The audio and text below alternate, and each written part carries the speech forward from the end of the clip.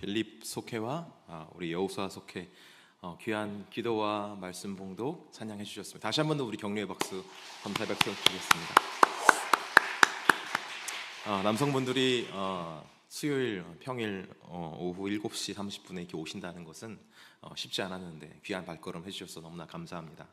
너무나 멋졌습니다. 근데 빌립 속회는 빌립인데 집사 빌립인가? 어쨌든 제가 봤을 때는 그냥 집사 빌립이라고 생각하고, 여호수아도 그렇고 빌립 집사님도 그렇고 이 선교적인 열정이 있는 분들인데, 우리 두 속회를 통하여서 하나님의 나라가 더욱더 확장될 수 있기를 주 예수님의 이름으로 축복합니다. 장종환 권사님은 정말 신나게 찬양을 이렇게 하시고 있었어요. 또 여호수아 찬양단 또 단장이십니다. 근데 요 한쪽 구석에서 구봉호 권사님은 덜덜덜 떠는데 너무 상반된 모습에 제가 너무 네, 너무 잘하셨어요.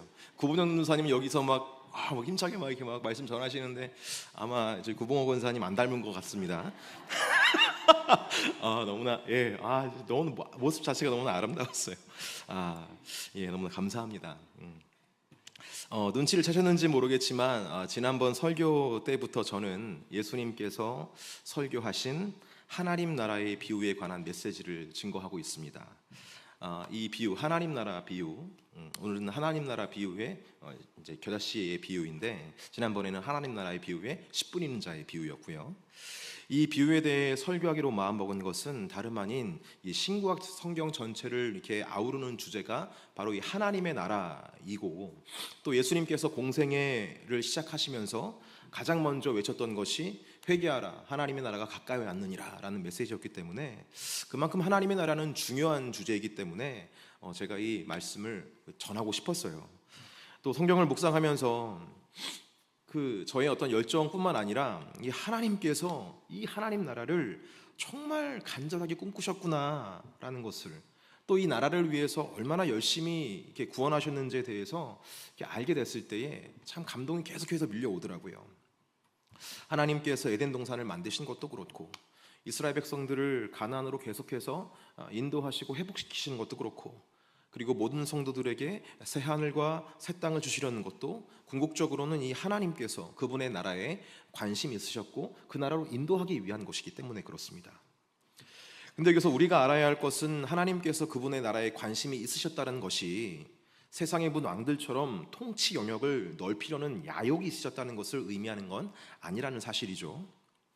하나님께서 그분의 나라를 열망하셨다라는 것은 우리를 향한 완전한 구원을 열망하셨다는 것과 같은 맥락입니다. 세상에는 많은 군왕들이 있죠. 세상의 군왕들은 모든 사람들보다 높은 곳에 서서 인류 전체를 다스리려고 하고 지배하려고 합니다. 그렇게 자신만의 나라를 구축하려고 하는 것입니다. 하지만 그들이 다스리는 나라는 완전할 수가 없습니다. 왜냐? 우리 스스로가 너무 잘 알듯이 나 스스로, 인간 스스로는 완전한 존재가 될 수 없기 때문에 완전하지 못한 존재가 다스리는 나라는 필연적으로 불완전할 수밖에 없다는 것이 진리입니다. 대표적으로 애굽의 왕 바로를 들 수가 있죠. 애굽에서 살아가던 이스라엘 백성들은 노예로서의 삶을 살아갑니다. 애굽은 풍요의 도시, 풍요의 나라였어요. 하지만 그것은 지배 계급의 착취로 인해서 비롯된 거짓 풍요였고, 누군가 풍요롭다면 반대로 착취당하는 존재가 생기기 마련인 그런 상반되는 나라가 바로 애굽이었습니다.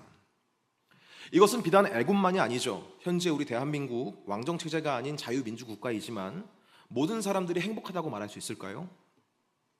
현재 대한민국은 과거 어떤 왕조가 흉내내지 못한 풍요로운 삶을 살고 있다고 하지만 여전히 굶어 죽는 사람들이 있음을 우리는 뉴스를 통해서 확인하게 돼요.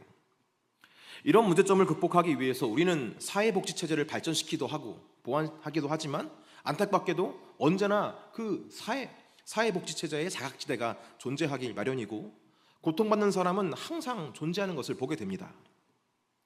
여러분, 사람과 그 사람이 만든 체제는 인류를 구원할 수가 없어요. 사람이 완전할 수 없기 때문에 그렇습니다. 오직 하나님의 나라에 들어가는 것만이 우리를 구원할 수 있음을 믿으시기를 바랍니다. 우리의 신앙 선배인 초대교회 성도들은 이런 하나님의 나라를 경험했다고 성경에 기록하고 있어요. 사도행전 2장 42절에서 47절까지의 말씀인데요, 한번 좀 읽어봤으면 좋겠습니다. 읽겠습니다. 시작. 그들이 사도의 가르침을 받아 서로 교제하고 떡을 떼며 오로지 기도하기를 힘쓰니라. 사람마다 두려워하는데 사도들로 말미암아 기사와 표적이 많이 나타나니 믿는 사람이 다 함께 있어 모든 물건을 서로 통용하고 또 재산과 소유를 팔아 각 사람의 필요를 따라 나눠주며 날마다 마음을 같이하여 성전에 모이기를 힘쓰고 집에서 떡을 떼며 기쁨과 순전한 마음으로 음식을 먹고 하나님을 찬미하며 또 백성에게 칭송을 받으니 주께서 구원받는 사람을 날마다 더하게 하시느니라. 여러분, 참 이상적이지 않습니까? 그래서 믿는 우리는 하나님의 나라를 소망하며 우리 안에 그분의 나라가 임하기를 소망하는 것입니다. 사랑하는 성도 여러분, 하나님 나라의 백성들로, 하나님 나라의 자녀들로 살아가시는 저와 여러분 되기를 예수님의 이름으로 축복합니다. 그러면 다시 한번 확인해 보겠습니다. 하나님의 나라가 무엇입니까? 하나님의 나라는 하나님께서 왕으로 다스리시는 나라가 하나님의 나라입니다. 혹자는 죽어서 가는 나라가 하나님의 나라라고 생각을 해요. 하지만 그런 개념은 옳지 않습니다. 육신의 죽음이라는 조건이 충족되어야 갈 수 있는 곳이 하나님의 나라가 아닙니다. 하나님 나라의 조건은 따로 있어요. 하나님 나라의 조건은 우리의 죽음이 아니라 무엇입니까? 하나님의 왕되심이라는 조건이 있습니다. 우리의 삶의 왕이 예수님이 되시면 우리의 삶에 하나님의 나라가 임하게 되는 것입니다.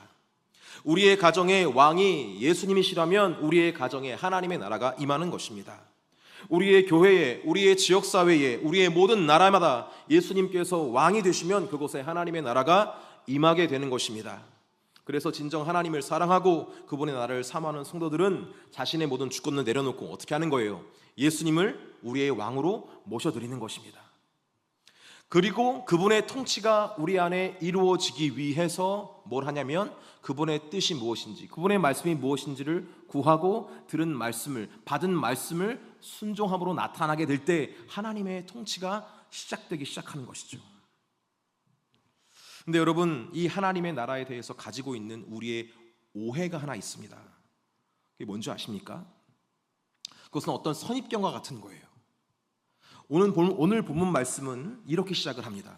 천국은 마치 사람이 자기 밭에 갖다 심은 겨자씨 한 알 같으니 라고 나와 있어요. 여기서 겨자씨 한 알이라고 겨자씨 한 알이 의미하는 것은 작다라는 것을 의미합니다. 어떤 의미라고요? 작다.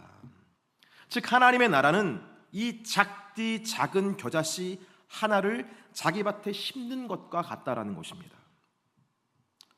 또한 이 겨자씨에 의미하는 것이 또 하나가 있는데요. 작다라는 것 말고 다른 의미는 뭐냐면 그것은 쓸모없는 것이라는 것입니다. 겨자나무, 이 겨자풀은 갈릴리 호수 지역에서 흔하게 자라는 나무라고 해요. 그래서 이스라엘 사람들은 이 겨자나무를 겨자풀을 우리는 이제 열매 나무로 풀로 보는데 잡초로 생각했다는 거예요. 너무 흔하니까. 그런데 여러분 생각해 보세요. 이 겨자씨가 잡초, 그러니까 이것은 잡초가 아니라 열매다라고 생각하는 건 우리의 이해고 유대의 이해. 그때 당시에 예수님께서 전할 당시의 사람들은 이걸 잡초라고 생각했는데 이 잡초와 같은 것을 어디에 심는 거예요? 내 밭에 심는 거예요. 여러분께 여쭤봅니다. 여러분이 귀하게 가꾸는 텃밭이 있습니다. 거기에 잡초 심는 분 계신가요? 여러분, 우리의 텃밭 뭐 심습니까? 먹을 수 있는 거, 맛있는 거 심잖아요. 알타리, 고구마, 상추, 대파, 고추, 이런 거 심잖아요. 강아지 풀 이런 거 심습니까, 여러분? 강아지 풀? 안 심어요. 그런데 하나님 나라는 이 겨자씨를 자기 밭에 심는 것에서부터 이 잡스럽고 보잘것없는 겨자씨와 같은 것을 내 밭에 심는 것에서부터 하나님의 나라가 시작된다라고 예수님께서 지금 말씀하시는 거예요. 이 말씀을 들었을 때 얼마나 충격받았을까요? 하나님 나라가 우리 가운데 이루어지기를 소망한다면 먼저 우리가 필요한 것이 있는데 그것은 우리 안에 하나님 나라에 대한 인식의 전환이 있어야 되겠다라는 것입니다. 어떤 인식의 전환이냐? 작고 쓸모없어 보이는 그것이 사실은 작고 쓸모없는 것이 아니라는 인식의 전환. 오히려 그것이 감추어진 하나님의 나라가 될 수 있다라는 이런 인식의 전환이 우리에게 필요하다는 거예요. 하지만 여러분, 우리의 눈은 이미 육신의 정욕과 안목의 정욕과 이생의 자랑으로 오염되어 버렸기 때문에 나의 육신과 안목 그리고 내 인생에 유익한 것들만 크게 보는 습관 같은 것이 우리 안에 자리 잡혀 있습니다. 그래서 계속해서 우리의 욕망을 건드리는 것만 크게 보고 그것이 위대해 보이는 거예요. 그래서일까요? 영적 침체에 빠진 엘리야도 이런 비슷한 실수를 범하는 것을 우리가 보게 됩니다. 열왕기상 19장 10절에서 18절까지의 말씀을 저와 차근차근 한번 같이 읽어봤으면 좋겠어요. 여러분 이야기책이라고 생각하시고 한번 같이 저랑 읽어보겠습니다. 시작. 엘리야가 대답했습니다. 만군의 하나님 여호와여, 저는 언제나 제 힘을 다해 주님을 섬겼습니다. 그러나 이스라엘 백성은 주님과 맺은 언약을 어겼습니다. 그들은 주님의 제단을 부수고 주님의 예언자들을 칼로 죽였습니다. 살아남은 예언자는 저밖에 없습니다. 그런데 지금 그들은 저까지 죽이려 합니다. 여호와께서 엘리야에게 말씀하셨습니다. 가거라, 산 위에서 내 앞에 서 있어라. 내가 내 앞으로 지나가겠다. 그러더니 매우 센 바람이 불어와 여호와 앞에서 산을 가르고 큰 바위를 쪼갰습니다. 그러나 여호와께서는 그 바람 속에 계시지 않았습니다. 바람이 불고 난 뒤에 지진이 일어났습니다. 그러나 그 지진 속에도 여호와께서는 계시지 않았습니다. 지진이 일어난 뒤에 또 불이 났지만 그 불 속에도 여호와께서는 계시지 않았습니다. 불이 난 뒤에는 조용하고 부드러운 목소리가 들렸습니다. 엘리야는 그 소리를 듣고 겉옷으로 얼굴을 가렸습니다. 그리고 밖으로 나가서 동굴 입구에 섰습니다. 그때 어떤 소리가 들려왔습니다. 엘리야야, 어찌하여 여기에 있느냐? 엘리야가 대답했습니다. 만군의 하나님 여호와여, 저는 언제나 제 힘을 다해 주님을 섬겼습니다. 그러나 이스라엘 백성은 주님과 맺은 언약을 어겼습니다. 그들은 주님의 제단을 부수고 주님의 예언자들을 칼로 죽였습니다. 살아남은 예언자는 저밖에 없습니다. 그런데 지금 그들은 저까지 죽이려 합니다. 여호와께서 엘리야에게 말씀하셨습니다. 내가 왔던 광야길로 돌아가 다마스커스로 가거라. 그 성에 들어가서 하사에게 기름을 부어 아람 왕으로 세워라. 그런 다음에 님시 아들 예후에게 기름을 부어 이스라엘 왕으로 세워라. 그리고 아벨무홀라 사람 사바세 아들 엘리사에게 기름을 부어라. 그는 너의 뒤를 이을 예언자가 될 것이다. 하사엘의 칼을 피해서 도망치는 사람은 예후가 죽일 것이요, 예후의 칼에 피해서 도망치는 사람은 엘리사가 죽일 것이다. 자, 자, 영적 침체에 빠져서 로뎀나무에서 지쳐 쓰러져 있었던 이 엘리야는 하나님께서 보내신 천사가 준 음식을 먹고 힘을 얻어서 하나님의 산 호렙에 오릅니다. 호렙산에 오릅니다. 그곳에서 엘리야는 하나님을 만나게 되죠. 하나님께서 엘리야에게 여쭈십니다. 엘리야야, 어째서 여기에 왔냐? 그랬더니 엘리야가 이야기합니다. 하나님, 제가 열심히 주님을 섬긴 거 아시죠? 하지만 그렇게 열심히 주님을 섬겼음에도 불구하고 이스라엘 자손이 주님과 언약을 버려버리고 주의 제단을 헐어버리며 주님의 선지자들을 모조리 죽여버렸습니다. 그리고 이제 저만 남았습니다. 그런데 이 남은 저마저 죽이려고 합니다. 엘리야는 가망이 없다고 봤던 거예요. 다 끝났다고 생각했어요. 하나님의 구원은 이제 끝났다. 나도 이제 죽으면 이제 끝났다. 이스라엘의 회복은 이제 물 건너갔다. 이렇게 생각을 했어요. 그래서 그는 영적 침체에 빠졌던 것이고, 이런 자신의 상태를 여지없이 하나님께 다 털어넣는 겁니다. 이 부분을 읽으면서 얼마나 마음이 헛헛했을까, 얼마나 침륜에 빠졌을까, 이런 생각을 하게 되는 거죠. 자, 이렇게 하나님께 엘리야가 얘기했더니 하나님께서 말씀하시는 거예요. 너 지금 동굴에서 좀 밖에 나와봐. 그리고 저기야 서봐. 산 저기에 서봐. 이렇게 얘기합니다. 그리고 여호와 하나님께서 휙 지나가시는데 큰 바람이 산을 가르고 바위를 팍 부숩니다. 바람이 여러분 산을 가르면서 막 바위를 막 때려 부시는 거예요. 근데 엘리야가 그 쪼개지는 상황을 보는데 여호와 하나님을 발견할 수가 없어요. 그냥 그런 현상만 나타나는 겁니다. 그리고 바람 후에 지진이 일어납니다. 땅이 막 흔들려요. 막 와. 근데 그 흔들리는 땅에서 아무리 찾아봐도 하나님이 안 계시는 거예요. 근데 지진 후에 뭐가 일어납니까? 불이 땅에서 확 올라오는데, 와, 무시무시한 기세로 올라오는데 그 올라오는 불길 속에서 하나님이 계셨어요? 안 계셨어요? 안 계시는 거예요. 그 거대하고 공포스러운 자연현상이 딱 그친 다음에 세미한 소리가 들렸는데 엘리야는 깨닫게 되는 겁니다. 이 소리만이 여호와 하나님이 여기 계시다는 것을 나타내는 증거이구나. 여러분, 하나님께서 지금 엘리야에게 뭘 보여주시는 걸까요? 큰 바람, 지진, 불 이런 것들은 엘리야가 가지고 있었던 선입견을 말합니다. 엘리야가 봤을 때 이스라엘의 구원은 하나님의 이런 큰 역사, 초자연적인 역사만 통해서만 이루어질 수 있다고 생각했어요. 하나님의 구원 역사는 그렇게 이루어지는 것이다. 아마 갈멜산에서 바알과 아세라 선지자들과 막 싸우고 척결했을 때에 막 큰 역사가 일어났잖아요. 하늘에서 막 불이 막 팍 떨어지고 막 그런 역사를 바라보면서 아마 회심의 미소를 졌을 거예요. 쾌재를 불렀을 겁니다. 됐다, 이제 됐다. 이제 이스라엘 구원의 때는 완성됐구나. 아, 드디어 이제 완성됐네. 하지만 그것은 엘리야의 착각이었어요. 아합과 이세벨 그리고 북이스라엘 백성들은 변하지 않았습니다. 즉 하나님은 그들 가운데 나타나지 않으셨어요. 이런 현실을 만나고 엘리야는 절망했던 거예요. 큰 역사를 만끽하면, 맛보면 이스라엘이 회개할 줄 알았는데, 회복될 줄 알았는데 아무 일도 일어나지 않는 겁니다. 하지만 이 호렙산에서의 하나님을 만난 이후 깨닫게 되는 거예요. 인식의 전환이 일어나는 것입니다. 하나님은 엘리야가 생각하는 크고 놀라운 역사로 초자연적인 현상 속에 계셨던 것이 아니라 들릴 듯 맞듯한 이 세미한 음성을 통해서 엘리야와 함께 하셨다는 사실을 엘리야가 깨닫게 되는 거예요. 여호와 하나님은 그렇게 엘리야를 향한 말씀으로 이스라엘의 구원 역사를 이루게 하셨다는 것을 기억하게 하시면서 엘리야는 자신의 오해를 깨닫고 다시 세미한 소리가 나는 쪽으로 고개를 숙이고 겸손하게 하나님의 음성을 청종합니다. 그리고 다시 처음부터 얘기하는 거예요. 그 주님께, 세미한 음성으로 함께 하신 주님께, 주님, 저밖에 남지 않았습니다. 이제 이스라엘 회복 끝난 것 같습니다. 이렇게 얘기를 해요. 그때 하나님께서 세미한 음성으로 그가 앞으로 해야 할 일들을 가르쳐 주시는 겁니다. 크게 세 가지 일이었어요. 첫 번째, 다메섹에 가서 하사엘에게 기름을 부어라. 둘째, 님시 아들 예후에게 기름을 부어라. 셋째, 사밧의 아들 엘리에사에게 기름을 부어 선지자가 되게 해라. 하나님의 역사는 끝났다고 생각했는데 아닌 거예요. 하나님의 역사는 뭔가 흐르고 있는 거예요. 그런데 하나님께서 세 가지 일을 시켰는데 그 세 가지 일이 뭐예요? 한 가지로 좁혀집니다. 뭐냐면 기름 붓는 일이에요. 기름 붓는 일. 아니, 기름 붓는 게 뭐예요, 여러분? 기름 붓는 일로 무슨 일이 일어나겠어요? 이 따위가 뭐가 소용이 있겠다고. 근데 여러분, 이것은 우리 생각이죠. 우리는 인식의 전환을 이루어야 되는 거예요.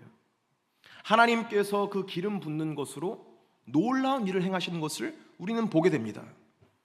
아무리 작고 보잘것없고 의미 없어 보이는 그 기름 붓는 일을 통해서 하나님께서는 그 세 사람을 통해서 이스라엘을 바꾸시는 역사를 이루셔요.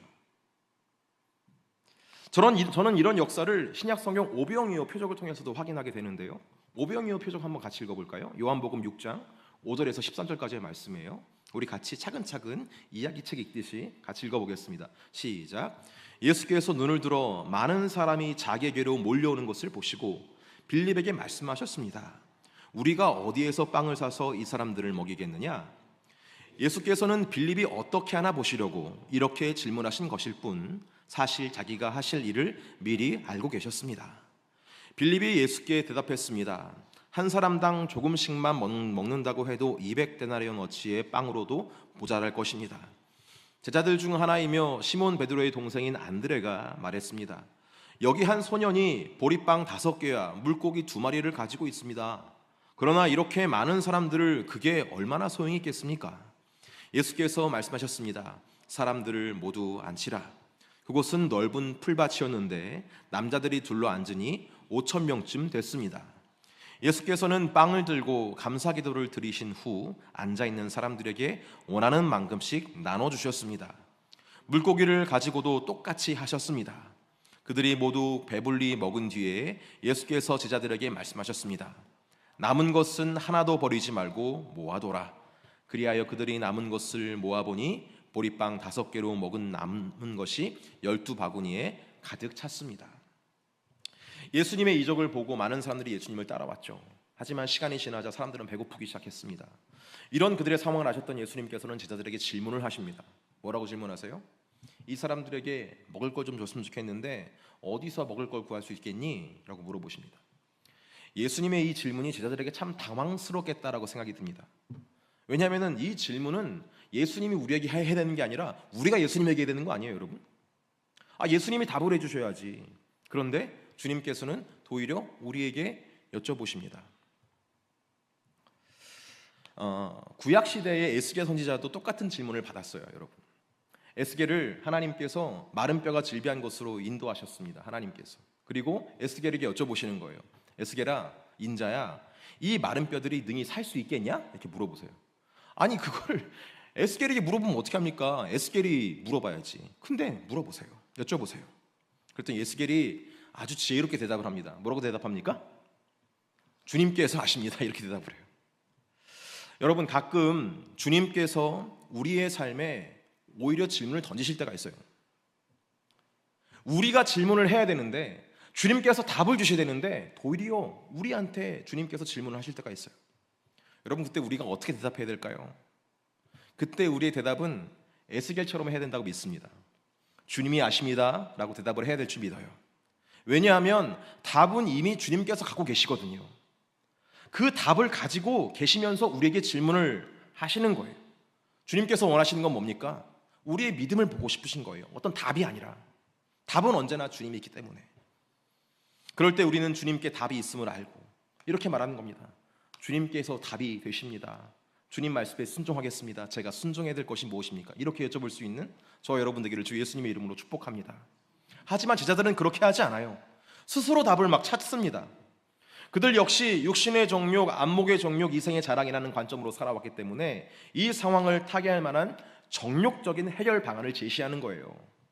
두 가지 답을 제시하죠. 첫 번째 대답은 이 사람들 먹이려면 적어도 200데나리온 정도는 필요합니다, 주님. 이렇게 말을 해요. 200데나리온 중 1데나리온이 어느 정도냐면은 노동자 하루 품삯이라고 얘기합니다. 그러니까 요즘 일용직 노동자가 한 8만 원에서 10만 원 정도 받는다고 얘기를 들었는데 200데나리온이라고 하면은 1,600만 원에서 2천만 원 정도라고 생각하면 되겠죠. 그러니까 한 사람당 5천 명이라고 얘기했으니까 4,500원 정도 선에서 먹일 수 있겠습니다. 뭐 이렇게 계산적으로 팍팍 돌아가는 거예요. 어쨌든 그들은 지금 얘기하는 겁니다. 주님, 저희들은 돈이 없는데 이 정도 사람들 먹이려면 이 정도의 돈은 있어야 돼요. 다시 말해서 우리 수중에 없는 걸 가지고 지금 얘기하고 있는 거예요. 자, 또 하나의 대답은 어떤 거였습니까? 없는 거 말고 있는 걸 얘기합니다. 근데 우리는 이것밖에 없다고 얘기를 해요. 고작 어린애가 먹을 정도의 물고기 2마리와 빵 5개 정도밖에 없습니다. 이거 가지고 뭐 하겠습니까? 이렇게 얘기한단 말이에요. 제자들은 이 문제 해결이 지금 자신이 하지 못하는 큰 역사로 이룰 수 있거나 아니면 이거 가지고는 못한다라고 지금 예수님께 이렇게 뭐랄까요? 합리적으로 대들고 있는 것 같아요. 아주 상식적인 답을 하는 것이죠. 그들의 말씀을 들으시고 예수님께서 어떻게 하십니까? 아무 말씀이 없으세요. 여러분 그런 경험 해보셨습니까? 주님의 뜻을 알고는 있는데 내 방식대로 행해버릴 때가 있어요. 그렇죠? 내 멋대로 막 해버리는 거예요. 이건 이렇게 해야지? 근데 내 멋대로 할 때에 기도를 하면 하나님께서 응답을 하십니까? 침묵하신 하나님을 만나지 않습니까? 내가 생각한 대로 내 상식대로 막 움직였을 때 침묵하시는 하나님, 오늘 예수님께서 그렇게 침묵을 하시는 거예요. 그들의 대답 속에서. 그리고 침묵하신 후에 그 터무니없어 보이는 것을, 아무것도 이룰 수 없어 보이는 것을 손으로 잡으시는 것을 보게 됩니다. 요한복음 6장 11절 말씀 같이 한번 읽어볼까요? 잡으시는 장면 한번 찾아보세요. 읽겠습니다. 시작. 예수께서는 빵을 들고 감사 기도를 드리신 후 앉아있는 사람들에게 원하는 만큼씩 나눠주셨습니다. 물고기를 가지고도 똑같이 하셨습니다. 자, 예수님께서는 빵을 드셨어요. 그 작아 보이는 보잘것없는 것들, 빵을 가지고. 근데 그 예수님께서 그걸 잡으시고 난 후부터 새로운 역사가 시작되는 것을 보게 됩니다. 그곳에 모인 자들이 모두 배불리 먹고 남은 것이 12광줄이나 남았다, 이렇게 얘기를 하고 있거든요. 오늘 우리가 읽은 겨자씨를 통해서 하나님 나라를 비유하신 예수님께서 이렇게 말씀하셨어요. 또 비유를 들어 이르시되 천국은 마치 사람이 자기 밭에 갖다 심은 겨자씨 하나 같으니 이는 모든 씨보다 작은 것이로되 자란 후에는 풀보다 커서 나무가 되매 공중의 새들이 와서 그 가지에 깃들이느니라 라고 얘기를 한단 말이에요. 이 작은 겨자씨가, 이 보잘것없어 쓸모없어 보이는 이 겨자씨가 잘하게 된다라고 이야기를 하고 있어요. 잘하게 된다. 근데 여러분, 이 잘하게 되는 그 계기가 언제일까라는 질문이 생기는 겁니다. 언제 잘하게 될까요? 이것은 오병이어에서 우리가 볼 수 있듯이 예수님 손에 붙잡혔을 때부터 잘하게 된다라는 거예요. 왜냐? 예수님은 그것을 잘하게 하시는 분이기 때문에 그렇습니다. 고린도전서 3장 7절 말씀 한번 읽어볼까요? 같이 읽겠습니다. 시작. 그런즉 심는 이나 물 주는 이는 아무것도 아니로되 오직 잘하게 하시는 이는 하나님 뿐이니라. 아멘. 엘리야도 그랬고 제자들도 그랬을 거예요. 아니, 기름 붓는 게 뭐라고 이걸 시켜? 아니, 보리떡 5개와 물고기 2마리 이 뭐라고 이거 달라고 하셔? 하지만 주의 말씀을 듣고 들은 대로 순종을 합니다. 주님 손에 붙들려 드리는 거예요.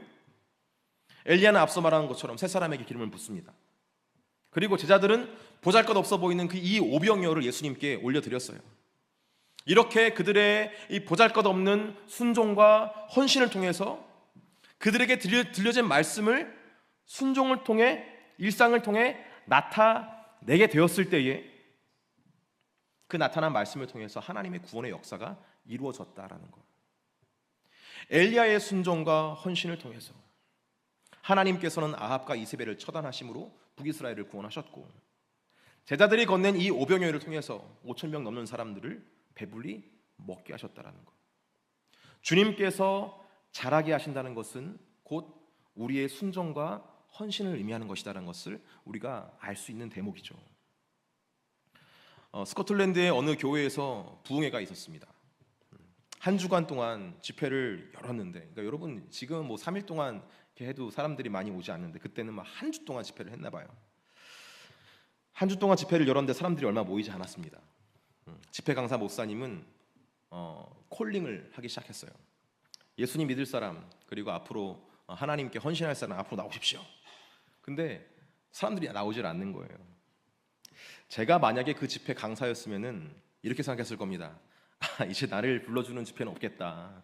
나는 이게 마지막 집회겠구나. 뭐 이렇게 생각했을 거예요. 하지만 이 집회 강사 목사님은 포기하지 않고 계속해서 콜링을 합니다. 드디어 마지막 날에 어떤 한 소년이 나왔어요. 강사 목사님은 대단히 실망했다고 합니다. 결신자가 이거 하나밖에 없으니까, 그것도 하나, 소년 하나. 근데 여러분, 이날 결신한 이 소년이 다름 아닌 리빙스턴 목사님이었다는 거예요. 리빙스턴 목사님은 아프리카를 횡단하면서 의료 선교에 헌신했던 분으로 당시 성행했던 노예 무역을 막는데 이바지했던 분입니다. 그러니까 아프리카를 살리는데 이바지했던 사람, 의료로서, 그리고 노예 무역을 막는 것으로 굉장히 큰 일을 하셨던 분이 바로 이 리빙스턴 목사님이셨어요. 근데 여러분, 한번 생각해 봅시다. 당시 그 리빙스턴이 어렸을 때 그 집회를 인도하셨던 목사님, 그 목사님은 이 이름 모를 이 소년이 그런 위대한 일을 할 거라고 예상을 했을까요? 리빙스턴이 은혜 받았던 이 집회를 인도했던 강사 목사님은 아마 집회를 인도하면서 막 죽을 마셨을 거예요. 절망했을 겁니다. 말씀을 해도 듣는 사람 없이, 나오는 사람 없이, 지금 제가 말하는 것처럼, 여러분 반응 안 하는 것처럼, 여러분 말씀 전하는데 아무 반응이 없어. 절망하는 거예요, 여러분. 근데 끝까지 말씀을 전하면서 은혜 받는 사람들을 계속 초청하는 겁니다. 이쯤에서 생각나는 시편의 노래가 하나 있었어요. 시편 126편 말씀인데요. 같이 한번 말씀을 좀 읽어봤으면 좋겠습니다. 읽겠습니다. 시작. 여호와께서 시온의 포로를 돌려보내실 때에 우리는 꿈꾸는 것 같았도다. 그때 우리 입에는 웃음이 가득하고 우리 혀에는 찬양이 찼었도다. 그때 문 나라 가운데서 말하기를 여호와께서 그들을 위하여 큰 일을 행하셨다 하였도다. 여호와께서 우리를 위하여 큰 일을 행하셨으니 우리는 기쁘도다. 여호와여, 우리의 포로를 남방 시내들같이 돌려보내소서. 눈물을 흘리며 씨를 뿌리는 자는 기쁨으로 거두리로다. 울며 씨를 뿌리러 나가는 자는 반드시 기쁨으로 그 곡식단을 가지고 돌아오리로다.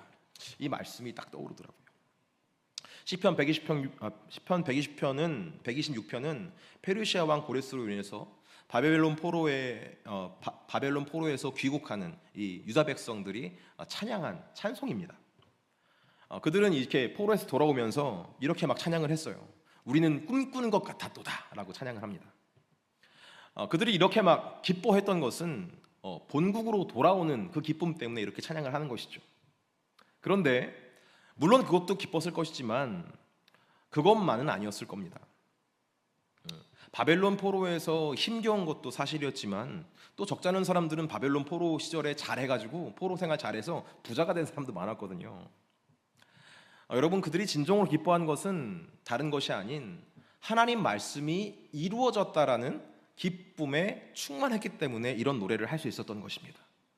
야, 이제 정말 예레미야 선지자가 예언한 대로 70년의 시간이 지났더니 우리가 정말로 이렇게 회복되었구나. 하나님께서 정말 역사하셨구나. 하나님은 살아계시구나. 이것을 확인한 이후로 너무나 기뻤던 거예요. 근데 기뻐하면서도 한편으로는 걱정이 됐던 것도 사실이었을 겁니다. 왜냐하면은 본국에 돌아와서 오는 것은 기쁜데 본국에 돌아와서 또 해야 될 일이 있었거든요. 그 일이 만만치가 않았어요. 뭐냐면 본국을 재건하는 것입니다. 이 재건은 정말 힘든 일이었을 거예요. 바벨론 포로에서 자유를 얻게 되었지만 어쨌든 바벨론을 또 무너뜨린 이 페르시아가 그 당시 그 땅을 지배하고 있었던 것이고, 페르시아가 바깥에서 그들을 지배하고 있었다면은 안에서는 지금 자기들이 돌아가는 그 본국에는 다른 사람들이 지금 거기를 토착 세력으로 자리 잡으면서 그 땅을 자기 땅으로 할 것이기 때문에 이것이 어떻게 될까, 이런 걱정으로 굉장히 힘들었을 겁니다. 그래서 기쁨으로 찬양을 하면서 동시에 간구를 하는 거예요. 그것이 어디냐면 4절입니다. 여호와여, 우리의 포로를 남방 시내들 같이 돌려보내소서. 이렇게 기도를 하면서 그들이 믿음을 막 발휘하고 있는 장면이 마지막 절에 나오는 겁니다. 눈물을 흘리며 씨를 뿌리는 자는 기쁨으로 거두리로다. 울며 씨를 뿌리러 나가는 자는 반드시 기쁨으로 그 곡식단을 가지고 돌아오리로다. 그들은 자신들의 역사를 경험하면서 하나님께서는 반드시 살아계셔서 역사하실 거야. 그래, 지금 어려운 상황이지만, 힘겨운 상황이지만, 두려운 상황이지만 계속해서 씨를 뿌려야 되겠다라고 지금 결단하고 있는 것입니다. 여러분, 오늘 말씀에서 이 작디 작은 겨자씨, 이 쓸모없어 보이는 겨자씨를 내 삶에 뿌리고 심는다는 것은 여러분 보통 일이 아니에요. 차라리 아무것도 하지 말지, 차라리 다른 씨앗을 심지. 그러면 우리의 마음이 편할 수 있습니다. 뭐하러 그런 거 심습니까? 보잘것없는 거, 좋은 거 심지. 하지만 여러분, 그럼에도 불구하고 우리는 겨자씨를 심어야 돼요. 아무런 기대와 감동이 없어요. 하나님 말씀을 따른다는 것, 하나님의 일에 헌신하는 것, 기도한다는 것, 예배한다는 것, 어떻게 보면 굉장히 무모해 보이고 작아 보일 수 있습니다. 쓸모없어 보이고. 하지만 그런 상황이랄지라도, 그렇게 보일지라도 우리는 계속해서 심어야 되는 거예요. 여러분 각자의 상황 속에서 겨자씨는 무엇입니까? 우리의 인생 속에서 하나님께서는 우리 손에 그 씨앗을 쥐어주시면서 지금 이렇게 우리에게 질문하실지도 모르겠습니다. 지금 네 손에 쥐고 있는 그 겨자씨, 그것으로 무엇이 이루어지겠냐? 이런 하나님의 질문 앞에, 이런 예수님의 질문 앞에 여러분들은 어떻게 대답하시겠습니까? 저는 이렇게 대답하려고요. 주여, 저는 알지 못하지만 주님께서 아십니다. 저는 그저 씨앗을 심겠습니다. 눈물을 흘리더라도 주님이 주신 그 작고 연약한 것을 계속해서 심겠습니다. 사람들의 반응이 없더라도, 시대가 무식하다고 말을 해도 저는 계속해서 그 씨앗을 심겠습니다.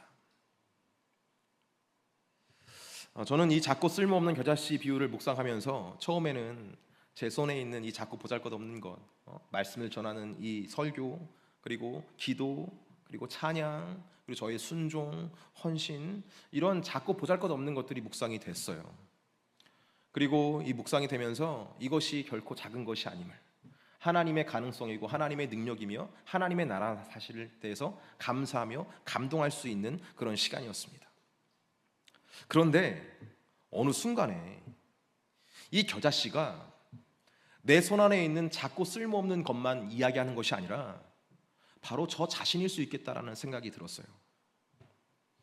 세상적인 기준으로 봤을 때 저는 정말 겨자씨와 같은 사람입니다. 세상적인 관점으로 봤을 때 여러분, 저는 얼마나 작고 보잘것없는 존재입니까? 목사잖아요, 목사. 어디 가서 목사라고 얘기를 저는 못하겠더라고요. 제 제 아들 지환이 아들 그 뭐랄까요 친구 부모님들을 만난 적이 있었어요. 삼성 다니고 현대 다니고 이런 사람들 앞에서 도대체 지환이 아버님은 뭐 하시는 분이십니까? 이렇게 저한테 물어보는 거예요. 저희 아내가 얘기를 안 했던 거죠. 저희 아내가 얘기했던 건 제가 부끄러워서 그런 게 아니라 전도하는 어떤 인상을 비출까봐, 잘해주는 게 의도가 있는 것처럼 보일까봐. 아내가 되게 착하거든요. 그래서 잘해주고 언니처럼 이렇게 잘 보듬어줬기 때문에 목사라고 얘기하는 순간에 그 모든 것이 의도가 있는 것처럼 비춰질까봐 얘기를 안 한 거예요. 근데 제가 제 입으로 얘기했습니다. 저 목사입니다 했을 때 반응이 어땠을까요?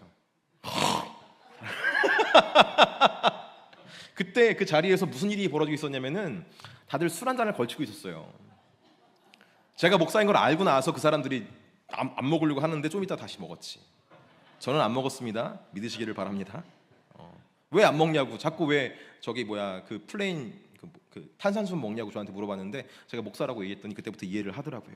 그러면 질문을 하기 시작했어요. 교회는 어떤 곳입니까? 이렇게. 저 자신은 누구한테 내보이기도 얘기하기 힘든 그런 사람일 수 있겠다. 하지만 그런 겨자씨와 같은 저를 주님께서 거둬주시고 주님 나라에 심어주셨습니다. 주님은 그 나라에서 저를 심어주시고 물을 주시고 양분을 계속 주시면서 그렇게 저를 자라게 하시는 거예요. 어느 정도까지 자라게 하시냐?